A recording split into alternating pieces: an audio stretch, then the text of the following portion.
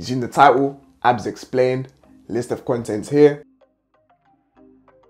Let's get straight into it. So in this video, I'm not going to be talking about the core as a whole, as I'll need a bit longer to be able to do that. I'm going to be talking specifically about your rectus abdominis, or what you probably know better as your abs, or your six-pack muscles. The main job of your abs is to flex the spine, and this can be achieved by bringing your chest towards your pelvis, like in a crunch or a sit-up, and this can also be achieved by bringing your pelvis towards your chest, like in a reverse crunch or in a leg raise. Another role of your abs is to maintain your posture and just keep your trunk generally stable. Examples of exercises where we'll be working this is squats and deadlifts. Common piece of advice when performing heavy compound exercises is to brace your core. And what this does is it helps you maintain overall balance and stability when performing these heavy exercises. Your abs also play a role in preventing your spine from extending when required to do so.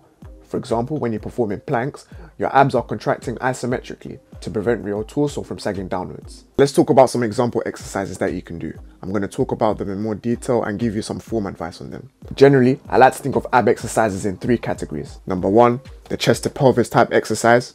These emphasize your upper abs. Number two, pelvis to chest exercises, which emphasize your lower abs. And number three, isometric ab exercises. Let's go through some movements now, starting with type 1 exercises. Firstly, the basic lying ab crunch. Simple, effective movement. You want to think about bringing your shoulders off the ground and think about bringing your chest towards your belly button. You want to maximize that spinal flexion. It's very important that you breathe out on the way up so that you can maximize that contraction in your abs. Making sure you're controlling that tempo on the way down and executing it with a full range of motion. You want to keep the reps quite high when you're doing these. Typically, I do them in around 15 to 30 rep range. If you do want to make this more difficult, you can simply grab any sort of weight. It can be a backpack or a dumbbell or any sort of weight plate. Hold it near your chest and complete the reps as normal. Another very similar movement you can do is toe touches. It does almost the same thing and the same form cues apply. Only difference is you're thinking about touching your toes with your fingers, as the name implies.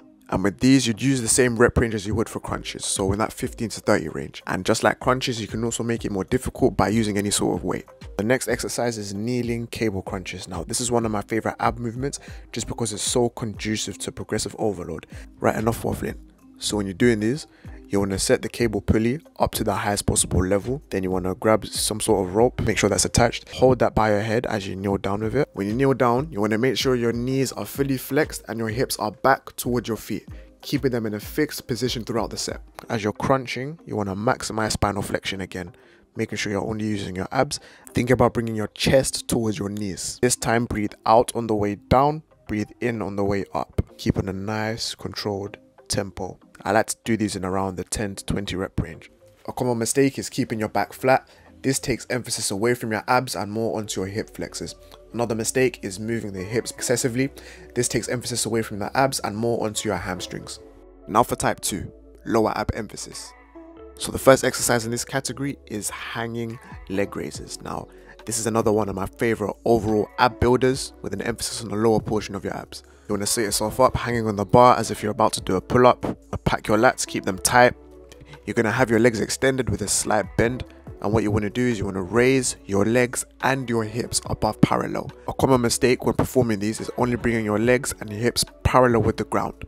And when you're doing this, you're not emphasizing your abs, you're only working your hip flexors. Because remember, the function of your abs is, you guessed it, spinal flexion. So to achieve that, you want to raise your hips and your legs. When you're coming back down, you want to finish the rep with your legs directly beneath you. If you let your legs fall behind you, there's a strong chance of you swinging. A good rep range for these would be in around that 8 to 12 rep range. However, hanging leg raises are quite difficult. So an easier variation you can start off with are hanging knee raises. Now, similar form cues would apply, except your knees would just have more of a bend in them. And if these prove too difficult, you can do leg and knee raises in, for example, a captain's chair in the gym, as you can see here. When you're setting up, you want to make sure your arms are secure in the pads, and then the rest of the form cues are the same as before. So just make sure you're raising your legs and your hips. With these ones, reps would be slightly higher but similar, in around that sort of 10 to 15 rep range. And if these are too difficult, you can do lying variations of the exercises. So for example, reverse crunches or lying leg raises. And what you want to remember with these is to get spinal flexion, raise your hips along with your legs. Because these are bodyweight exercises, you want to keep the reps slightly higher, in around that 15 to 30 rep range. With all these raising movements, you want to breathe out as you raise your legs and breathe in as you lower them. Type 3, isometric ab exercises. Now the first exercise that comes to mind is the basic plank that we all know and love.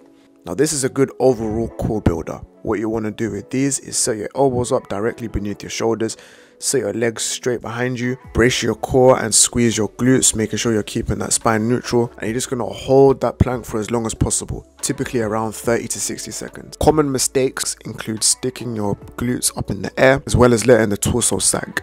If you're able to hold a plank with consistent form for more than 60 seconds, I suggest adding some sort of weight to make it more difficult, or putting your elbows in front of your shoulders and you're turning this into a long lever plank.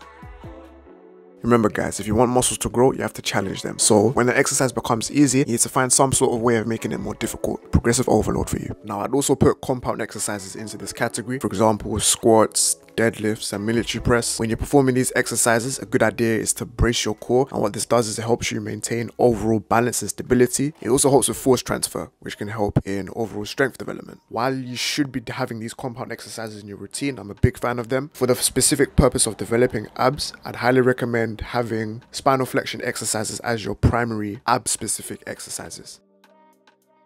Right, so here's just a summary. You can pause it, take a screenshot, do what you need to do with that. Then I'll go over how to structure it in a routine.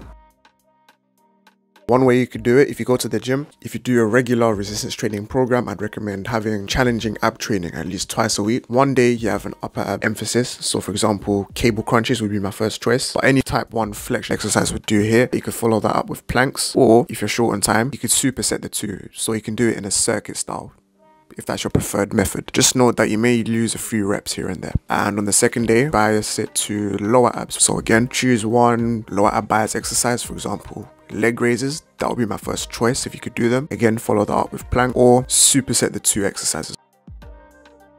So I'll leave a summary for you guys there. Remember, this routine is assuming you're doing some sort of regular resistance training program with heavy compound exercises on top of this. I'll have 2 flexion based exercises per week. So one would be upper ab biased, one would be lower ab biased, and then I'd have a plank at least once in this weekly routine. If you're someone who trains at home, or if you insist on doing circuit style bodyweight ab workouts, what I would do, structure it as shown on the screen. So I have 1 to 2 upper ab biased exercises, 1 to 2 lower ab biased exercises, a plank. And if this is what you're doing, I'd recommend doing this at least 3 to 4 times a week. And no matter which your style of training is, make sure you have a scheme of progression. With every exercise I've provided on this video, I've given suggested set and rep ranges. So for example, if your exercise is cable crunches, you're going to have your set and rep range. 3 to 5 sets of 10 to 20 reps. What you're going to do is you're going to start off with 3 sets, and you're going to aim to get 3 sets of 20. That might not happen first time, but that's fine. You just aim to increase reps gradually over time until you're able to do 3 sets of 20. Once that happens, you're going to increase the volume quite dramatically by adding an extra set. Now you want to aim to do 4 sets of 20. Once you're able to do that, add a 5th set. And once you're able to do 5 sets of 20, you're going to add weight and start again at 3 sets.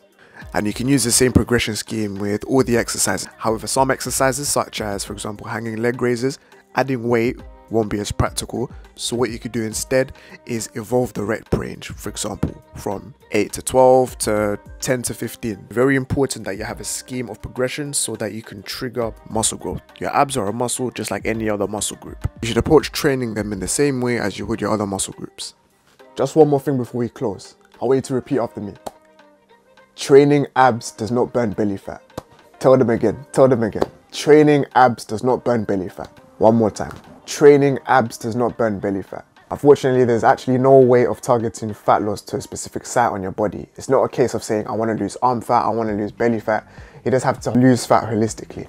Now on YouTube, if you type in belly fat burning workout, you're going to find a lot of videos with millions of views. But the reality is a lot of big YouTubers would use that title, for example, belly fat burning workout, as a way of getting views, because that's what sells essentially. Tricks for clicks, I call it. But the reality is training abs doesn't burn belly fat. It simply trains your ab muscles to grow, which is important. So don't just throw this whole video away. This will benefit you in the long term. I hope you enjoyed the video. Let me know what you think in the comments below. Like, subscribe, all that YouTube stuff would really help me in a bit.